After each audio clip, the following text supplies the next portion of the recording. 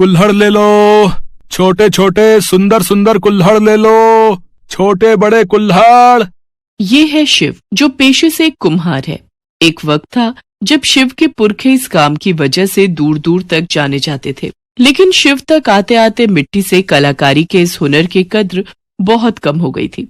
ना तो दिवाली पर मिट्टी के दिए बिकते थे और ना ही अब लोग मिट्टी के बर्तनों को इस्तेमाल करते थे। दूसरी तरफ मिट्टी के बर्तन बनाने के सिवाय कोई दूसरा काम न तो शिव को भाता था और ना ही आता था।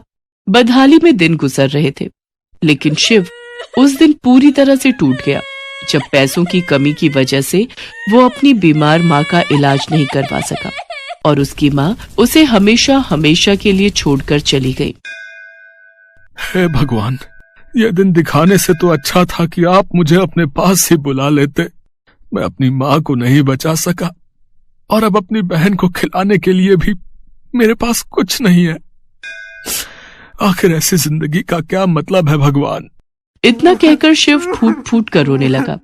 तभी उसे अपने कंधे पर किसी का हाथ महसूस हुआ। शिव ने फौरन पलटकर देखा तो वहां पर एक बूढ़े बाबा खड़े थे जो वेशभूषा से एक साधु नजर आ रहे थे। बच्चा, वो बाहर ठेले पर जो मिट्टी के कुल्हड़ रखे हैं वो तुम्हारे हैं क्या? जी बाबा जी, वो मेरे ही हैं। अब बताइए। बच्चा, मुझे बस एक कुल्हड़ चाहिए, लेकिन तुम्हें देने के लिए अब मेरे पास पैसे नहीं हैं। कोई बात नहीं बाबा जी, आप ऐसे ही ले लीजिए। वैसे भी अब उन कुल्हड़ों का कोई मोल नहीं है। इतना कहकर शिव ने अपने मिट्टी के कुल्हड़ों में से एक बड़ा सा कुल्हड़ उठाया और उसे लाकर उन साधु बाबा को दे दिया। और फिर, बच्चा, मैं एक खास पूजा करने जा रहा हूं, आओ तुम भी शामिल हो जाओ। भगवान तुम्हारी सारी मुश्किलें हल करेंगे। नहीं बाबा जी, मेरी मुश्किल का हल शायद भगवान के पास भी नहीं है, और वैसे भी मेरे पास एक फूटी कौड़ी नहीं है जिससे मैं पूजा में रखने के लिए कुछ भी खरीद सकूं। तुझे क्या लगता है बच्चा, भगवान अपने भक्त की भक्ति को उसकी चढ़ाई चीजों से तोलते हैं? और किसने कहा कि तेरे पास कुछ नहीं है? ये कुल्हड़ तो तूने ही दिया है। चल, अब जल्दी से इस कुल्हड़ में साफ जल भर कर ले आ, पूजा में जरूरत होगी। शिव उन साधु बाबा की बात मानकर अपने उस कुल्हड़ में साफ पानी भर कर ले आता है। फिर साधु बाबा उसी मंदिर में एक खास पूजा करते हैं। उस पूजा में शामिल होकर शिव को भी बड़ी शांति मिलती है। फिर पूजा पूरी होने के बाद, ले बच्चा, अब से इस कुल्हड़ को हमेशा अपने ठेले पर रखना, लेकिन कभी किसी को बेचना नहीं। लेकिन बाबा जी, ऐसा करने से क्या होगा? शिव के सवाल का साधु बाबा कोई जवाब नहीं देते, बस मुस्कुराकर उसके सिर पर हाथ फेरते हैं और वहां से चले जाते हैं। उनके जाने के बाद शिव ठीक वैसा ही करता है जैसा कि साधु बाबा ने उससे करने को कहा था। कई दिन गुजर गए पर शिव के लिए कुछ नहीं बदला। फिर एक दिन, बहुत प्यास लगी है, पानी का नल तो है सामने, पर ऐसा करता हूँ इस कुल्हड़ से ही पी लेता हूँ। वैसे भी इसे बेचना तो है नहीं। शिव ऐसा ही करता है। पानी पीने के बाद वो बाद के लिए उसी कुल्हड़ में थोड़ा पानी भरकर रख लेता है। और फिर कुछ देर बाद, अरे भैया, जरा जल्दी से 50 कुल्हड़ बांध दो, आज घर में फंक्शन है और डिस्पोजेबल ग्लास कहीं नहीं मिल रहे। लाओ, जरा जल्दी से कर दो भैया। उस लड़के को देखकर ही पता चल रहा था कि वो बहुत जल्दबाजी में है। वो कुल्हड़ उठाने और बांधने में खुद शिव की मदद करने लगता है। इस बीच उस लड़के की परछाई उस कुल्हड़ में रखे पानी पर पड़ती है। लड़का तो कुछ ही मिनटों बाद वहां से चला जाता है, लेकिन उसके वहां से जाते से ही पानी से भरा कुल्हड़ अपने आप हिलने लगता है। अरे ठेला तो बिल्कुल सीधा खड़ा है, फिर ये कुल्हड़ क्यों हिल रहा है? कहीं पानी में कुछ गिर तो नहीं गया? यही सोचकर शिव कुल्हड़ में झांक कर देखता है और वाकई उस कुल्हड़ के अंदर उसे जो दिखाई दिया उसके होश उड़ाने के लिए काफी था। शिव को कुल्हड़ के पानी में कुछ तस्वीरें दिखाई दे रही थी जो असल में उसी लड़के की थी जो अभी अभी शिव से कुल्हड़ खरीद कर ले गया था। उन तस्वीरों को ध्यान से देखने पर शिव ने महसूस किया कि उसके ठेले से कुछ ही दूर उस लड़के को एक गाड़ी ने टक्कर मार दी है। उसके सारे कुल्हड़ टूटकर जमीन पर बिखर गए हैं और इस सब में उस लड़के को भी काफी चोट आई है। क्या है ये सब? लगता है दिमाग फिर गया है मेरा। शिव फौरन उस कुल्हड़ का पानी फेंक देता है और जो कुछ उसने देखा उसे अपना वहम समझकर भूल जाता है। फिर 2 दिन बाद वही लड़का वापस शिव के सामने से गुजरता है, लेकिन इस बार उसकी हालत पहले से बहुत अलग थी। अरे भैया, ये क्या हो गया? बस क्या बताऊं भैया, उस दिन आपसे कुल्हड़ लेकर अच्छा भला घर जा रहा था, बस यहीं थोड़ा आगे एक गाड़ी ने टक्कर मार दी। ना मैं टाइम पर घर पहुंचा और ना ही कुल्हड़। उस लड़के की बात सुनकर शिव हैरान रह जाता है। फिलहाल तो उसे कुछ समझ नहीं आ रहा था, लेकिन फिर जैसे ही उसे साधु बाबा की याद आई तो उसके चेहरे पर खुद ब खुद एक मुस्कुराहट आ गई। जरूर इस कुल्हड़ में तो कुछ खास है। उस लड़के के साथ जो हुआ, जैसे हुआ, वो सब मैंने पहले ही देख लिया था। तो इसका मतलब ये कुल्हड़ जरूर लोगों का भविष्य बताता है, लेकिन कैसे? शिव इसी सवाल का जवाब ढूंढने की कोशिश में लग गया, लेकिन फिलहाल उसके पास वक्त कम ही बचता था, क्योंकि ये भी सच था कि जब से शिव को वो कुल्हड़ साधु बाबा से मिला था, तब से ही शिव के बनाए मिट्टी के बर्तनों की खूब बिक्री होने लगी थी और शिव को अब पहले से ज्यादा बर्तन बनाकर रखने पड़ते थे। फिर एक दिन, अरे शिव, अरे कैसे हो भाई? बस काका अच्छा हूँ। आप बताइए, अब तो ठंड का मौसम है तो चाय नाश्ता तो खूब बिकता होगा इन दिनों। हाँ भाई, भगवान की दया से बढ़िया काम चल रहा है, लेकिन अब ग्राहकों की डिमांड है कि चाय डिस्पोजेबल में नहीं बल्कि वो मिट्टी के कुल्हड़ों में चाहिए, तो बस सीधा चला आया तुम्हारे पास। अरे अरे, ये तो बहुत ही बढ़िया है काका। बताइए कितने कुल्हड़ बांध दूं? कम से कम पूरे हफ्ते का काम तो चल ही जाए। ऐसा करो 500 कुल्हड़ बांध दो। क्या 500? काका इतने तो नहीं है अभी, पर मैं कल सुबह तक सारे बनाकर खुद ही पहुंचा दूंगा। हाँ ठीक है, ये भी सही है। बड़ी प्यास लगी है, ये पानी पी लूं क्या? हाँ काका, लीजिए ना। इतना कहकर शिव ने पानी से भरा कुल्हड़ आगे बढ़ा दिया। पानी पीते हुए उस आदमी की परछाई कुल्हड़ में रखे पानी पर पड़ी और फिर वही हुआ जिसकी शिव को उम्मीद थी। उस आदमी के जाने के बाद शिव ने उस कुल्हड़ के अंदर झांक कर देखा। उसके अंदर बचे हुए पानी में शिव को फिर से कुछ तस्वीरें दिखाई देने लगी, जिसमें उस आदमी की दुकान में आग लगती हुई दिखाई दे रही थी। इस बार शिव ने देरी नहीं की और फौरन जाकर उस आदमी को आगाह कर दिया और फिर, अरे शिव, बहुत ही अच्छा हुआ जो तुम्हारे कहने पर सब कुछ चेक कर लिया मैंने। इन कमबख्तों ने गैस चालू छोड़ दी थी, अगर ना देखता तो ना दुकान बचती और ना मैं। शिव ने उस आदमी को बहुत बड़े नुकसान के साथ साथ मौत से भी बचाया था, जिसके बदले में उसने रमेश को खूब सारे पैसे देकर उसे शुक्रिया कहा। और इस सब में शिव को इतना तो समझ आ ही गया था कि अब उस जादुई कुल्हड़ के सहारे उसका वक्त बदलने लगा है। बहुत जल्द शिव एक कुम्हार से ज्योतिषी बन गया और लोगों को उनके भविष्य के बारे में बताने लगा, जिसके बदले वो लोगों से मोटी फीस वसूलने लगा। शिव की बताई हर बात सच साबित होती थी। यही वजह थी कि उसका ये धंधा दिन दूनी और रात चौगुनी तरक्की करने लगा। शिव के पास अब पैसों की कोई कमी नहीं थी। उसने अपनी छोटी बहन की शादी बड़े धूमधाम से की। वक्त बीत रहा था, जिसके साथ अब सब कुछ बदल रहा था। शिव ने कुम्हारी का काम पूरी तरह से छोड़ दिया। उसकी कमाई दिनों दिन बढ़ती जा रही थी, साथ ही लालच भी। कमाल है, ये मैंने अब तक क्यों नहीं सोचा। जब मैं इस जादुई कुल्हड़ की मदद से सबका भविष्य बता सकता हूँ, तो अपना भी तो देख सकता हूँ। यही सोचकर शिव ने उस कुल्हड़ में पानी भरकर उसके अंदर झांका और फिर जब वो कुल्हड़ हिलने लगा तो वापस उसके अंदर अपना भविष्य देखने की कोशिश की। लेकिन इस बार उसे जो दिखाई दिया वो शिव के लिए बहुत डरावना था। शिव ने देखा कि वो फिर से गरीब हो गया है।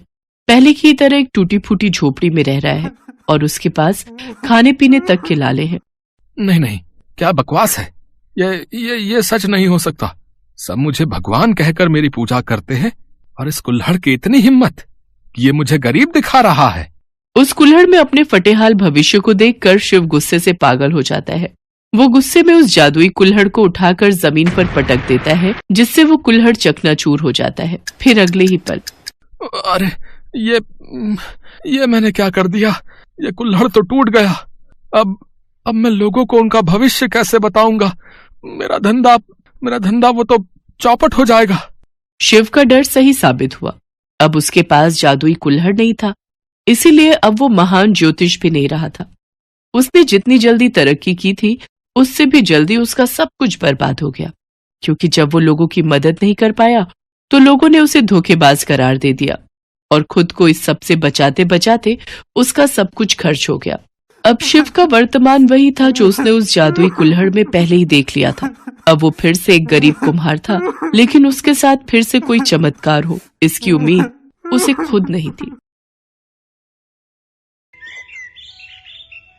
ये कहानी है मीरा की, जो माता रानी की परम भक्त थी। बचपन से ही उसका कोई भी दिन माता रानी की पूजा के बिना शुरू नहीं होता था, और अब शादी के बाद भी चाहे उसकी दुनिया पूरी तरह बदल गई थी, लेकिन माता रानी के प्रति उसकी श्रद्धा में कोई बदलाव नहीं आया था। जय अम्बे गौरी मैया, जय श्यामा गौरी, तुमको निस दिन ध्यावत, मैया जी को निस दिन ध्यावत, शिव ब्रह्मा ओम जय अम्बे गौरी। मीरा, ओ मीरा, मुझे खेत जाना है, जल्दी से कुछ खाने को दे दो। मीरा ने माता रानी की आरती को छोड़कर अपने पति की बात का कोई जवाब नहीं दिया। तभी उसके दोनों बच्चे पिंकी और मोनू वहां आ गए और अपने पिता कन्हैया से बोले, बाबा स्कूल जाना है, अगर देर हुई तो मास्टर जी बहुत डांटेंगे। आप माँ को बोलो ना हम दोनों के लिए खाने का डब्बा देने को। मैं क्या बोलूं बेटा, देख तो रहे हो तुम्हारी माँ का ये पूजा पाठ जब तक खत्म नहीं होता तब तक तो वो ना तो किसी की बात सुनेगी और ना ही अपनी जगह से हिलेगी। लगता है आज हम सबको भूखा ही जाना पड़ेगा। इतना कहकर कन्हैया दोनों बच्चों के साथ घर से बाहर जाने लगा, लेकिन उससे पहले ही मीरा ने आवाज दी, अरे रुक जाओ जी, इतना भड़कने से पहले जरा अंदर कमरे में जाकर देख तो लेते, खाना बनाकर कब का रख दिया है मैंने। और तुम दोनों, तुमसे कहा था ना कि खाने का डिब्बा तुम दोनों के बस्तों में मिलेगा, सुनते नहीं हो एक बार में। बस करो मीरा, बच्चे ही तो हैं, नहीं ध्यान दिया होगा। हाँ ये बच्चे हैं और आप 60 साल के बूढ़े, सब कुछ हाथ में चाहिए। अब चलिए, माता रानी की आरती तो छुड़वाई दी बीच में, अब चलकर खाना खा लीजिए, भूखे पेट तो नहीं जाने दूंगी घर से बाहर। और तुम दोनों नाश्ता करके फौरन स्कूल जाओ, वरना मास्टर जी से पहले मैं तुम दोनों की पिटाई कर दूंगी। मीरा गुस्से में थी क्योंकि उसे माता रानी की आरती बीच में ही छोड़नी पड़ी थी। वो सब कुछ बर्दाश्त कर सकती थी, लेकिन माता रानी की पूजा में विघ्न उससे बर्दाश्त नहीं होता था। कन्हैया और बच्चों को भेजने के बाद मीरा ने तसल्ली से माता रानी की पूजा और आरती की और फिर घर के बाकी कामों में लग गई। तभी अचानक घर के दरवाजे पर किसी ने दस्तक दी। अरे राजेश्वर भैया, पिंकी के बाबा तो खेत गए हैं। हाँ भाभी, मैं खेत से ही आ रहा हूँ। वो कन्हैया, उसे सांप ने काट लिया भाभी, पता नहीं कहाँ से आ गया खेत में, एकदम काला और बड़ा सांप था। ये क्या कह रहे हो भैया, पिंकी के बाबा ठीक तो हैं? कहाँ है वो? सब लोग उसे अस्पताल लेकर गए हैं और मैं आपको खबर करने चला आया, आप जल्दी से मेरे साथ चलो। मीरा ने फौरन जाकर माता रानी के सामने से चरणामृत उठाया और भागी भागी अस्पताल पहुंची, लेकिन तब तक बहुत देर हो चुकी थी। डॉक्टर साहब, मुझे मेरे पति के पास ले चलिए, ये माता रानी के नाम का चरणामृत है, इससे मेरे पति को पिलाना है, मुझे पता है इसे पीते ही वो बिल्कुल ठीक हो जाएंगे। देखिए, हमें माफ कीजिए पर अब कुछ नहीं हो सकता। सांप का जहर आपके पति के शरीर में कुछ ही मिनटों में फैल गया था, यहाँ आते आते काफी देर हो गई, वो अब नहीं रहे। डॉक्टर की बात सुनते ही मीरा के हाथों से चरणामृत का बर्तन जमीन पर गिर गया और वो खुद भी बेहोश हो गई। मीरा ने कभी सपने में भी नहीं सोचा था कि कन्हैया इस तरह उसका साथ छोड़कर चला जाएगा, पर मीरा अब कुछ नहीं कर सकती थी। उसे अपने दोनों बच्चों की खातिर खुद के अलावा हालात को भी संभालना था। कन्हैया के पास खेत के नाम पर बहुत ही थोड़ी सी जमीन थी, जिसमें एक वक्त में वो एक ही सब्जी या अनाज उगा पाता था। जब कन्हैया की मौत हुई तो उस वक्त खेत में कटहल की फसल लगी हुई थी, लेकिन ये किस्मत का खेल ही था कि खेत में उगे हुए लगभग सारे कटहल कीड़ा लगने की वजह से खराब हो गए थे। तो अब मीरा के सामने बड़ी मुश्किल थी। हे भगवान, सिर्फ ये एक कटहल ही थोड़ा बहुत ठीक दिख रहा है, पूरी की पूरी फसल खराब हो गई, अब क्या होगा? मीरा उदास मन से उस कटहल को लेकर घर पहुंची। उसके मन में यही उधेड़-बुन थी कि वो अब खेत में क्या बोएगी और बीज खरीदने के लिए उसके पास पैसे कहां से आएंगे। इसी बीच उसकी नजर अपने पूजा घर पर पड़ी, जहां माता रानी के सामने भोग का बर्तन बिल्कुल खाली था। हे माता रानी, ये मुझसे कैसा पाप हो गया। जल्दी खेत जाने के चक्कर में माता रानी को भोग लगाना ही भूल गई। माफ करना माँ, मैं अभी भोग के लिए कुछ बना कर लाती हूँ। मीरा फौरन रसोई में गई, लेकिन राशन के सारे डिब्बे पूरी तरह से खाली हो चुके थे। कन्हैया के जाने के बाद से ही हालात खराब होते चले गए। घर का सारा राशन खत्म हो चुका था, तो अब ना तो मीरा और उसके बच्चों के लिए कुछ खाने को था और ना ही माता रानी का भोग बनाने के लिए, सिवाय उस एक कटहल के जो मीरा अपने खेत से लेकर आई थी। हे माता रानी, मुझे भागन को माफ करना। सिवाय इस एक कटहल के मेरे पास और कुछ भी नहीं है जिससे मैं आपको भोग लगा सकूं। मुझ गरीब पर दया करो माँ और इस भोग को स्वीकार करो। मीरा ने रोते हुए उस कटहल को माता रानी के सामने रख दिया और फिर पूरी श्रद्धा के साथ माता रानी की पूजा की। दोनों बच्चे भी उसके साथ माता रानी के सामने हाथ जोड़े बैठे रहे। फिर माता रानी की आरती के बाद, माँ अब तो आरती हो गई ना, मुझे माता रानी का प्रसाद दो ना जल्दी से, बहुत भूख लगी है, सुबह से कुछ भी नहीं खाया। नन्हे से मोनू की बात सुनकर मीरा को और भी रोना आ गया। उसे समझ नहीं आ रहा था कि आखिर वो उस कच्चे कटहल को बिना पकाए अपने बच्चों को कैसे खिलाए, लेकिन फिर भी उसने कटहल को माथे से लगाया और उसे काटने लगी। हे माता रानी, काश ये कटहल थोड़ा बहुत पक गया हो ताकि मेरे बच्चे कुछ तो खा सके। इसी उम्मीद के साथ मीरा ने पूरा कटहल काट दिया और ऐसा करते ही उसकी आंखें चमक उठी। हालांकि वो कटहल खाने लायक तो नहीं था, लेकिन फिर भी उसके अंदर कुछ ऐसा था जो बहुत ही अनोखा था। माँ, इस कटहल के बीज इतने क्यों चमक रहे हैं? क्योंकि ये बीज सोने के हैं पिंकी, ये जरूर माता रानी का चमत्कार है। मीरा ने माता रानी के सामने सिर झुकाया और फिर तुरंत ही उस कटहल से सारे बीज बाहर निकाल लिए। वो सारे के सारे बीज खालिस सोने के थे। मीरा ने उनमें से एक बीज गांव के सुनार के पास जाकर बेच दिया। उस बीज के बदले मीरा को काफी सारे पैसे मिल गए, जिससे सबसे पहले मीरा ने बच्चों को पेट भर खाना खिलाया और फिर घर के लिए काफी सारा राशन भी खरीद लिया। माँ, माता रानी ने सब ठीक कर दिया ना? अब तो हमारे पास इतने सारे सोने के बीज हैं, तो हमें कभी कोई परेशानी नहीं होगी। अब तो हम बिना कुछ किए ही हमेशा खाना खा सकते हैं, है ना? नहीं बेटा, भले ही माता रानी का आशीर्वाद हमारे साथ है, पर हमें मेहनत का साथ नहीं छोड़ना चाहिए। मीरा जानती थी कि उसे उन सोने के बीजों का क्या करना है। उसने अगले ही दिन जाकर सबसे पहले अपना पूरा खेत साफ किया और फिर वो सारे सोने के बीज उस खेत की मिट्टी में बो दिए और देखते ही देखते कुछ ही दिनों में वहाँ कटहल के नए पेड़ उगाए। मीरा ने उन सभी पेड़ों का बहुत अच्छे से ख्याल रखा और फिर कुछ ही दिनों बाद उन सभी पेड़ों पर काफी बड़े बड़े कटहल भी उगने लगे। पिंकी, ले बेटा, फिलहाल ये कटहल खाने लायक हो गया है, इसे अलग ले जाकर रख दे, शाम को घर ले जाएंगे। माँ, एक बात तो बताओ, ये सारे पेड़ तो उन्हीं सोने के बीजों से उगे हैं ना, तो क्या इन सारे कटहलों में भी सोने के बीज निकलेंगे? हाँ बेटा, माता रानी का आशीर्वाद रहा तो ऐसा जरूर हो सकता है। मीरा की बात सुनकर पिंकी बहुत खुश हो गई, लेकिन पास ही खड़े गांव के मुखिया के कान एकदम से खड़े हो गए। अच्छा, तो ये बात है, तभी मैं सोचूं कि ये कन्हैया की लुगाई के पास खेती करने के पैसे आए कहाँ से। जरूर ये कोई जादू का चक्कर है, लेकिन जो भी हो, बात सोने की है तो मुझे कुछ तो करना ही पड़ेगा। मुखिया एक नंबर का लालची आदमी था। वो सारा दिन मीरा के खेत के आसपास ही मंडराता रहा और फिर शाम के वक्त जैसे ही मीरा खेत से घर गई तो मुखिया ने अपने कुछ आदमियों के साथ मिलकर मीरा के खेत से सारे कटहल चुरा लिए और उन सबको अपने घर लेकर आ गया। मुखिया ने अपने घर के सभी सदस्यों को उन कटहलों को काटने में लगा दिया, लेकिन उनमें से एक भी कटहल में सोने का नामो निशान नहीं था। दूसरी तरफ मीरा जो एक कटहल अपने घर लेकर गई थी, उसे उसने पहले की तरह ही सबसे पहले माता रानी को भोग लगाया और फिर पिंकी ने उसे काटा। माँ देखो, देखो माँ, इस कटहल में भी सोने के बीज हैं। पिंकी की बात एकदम सही थी। एक ही खेत से निकले कटहलों में आया ये अंतर कुछ और नहीं बल्कि इंसान की अलग अलग फितरत का नतीजा था। मुखिया लालची था, उसे किसी तरह बस सोना चाहिए था, इसीलिए उसे कुछ नहीं मिला। जबकि मीरा मेहनती होने के साथ साथ माता रानी की भक्त भी थी, जिसका फल उसे ऐसे ही कटहलों के रूप में आगे भी मिलता रहा।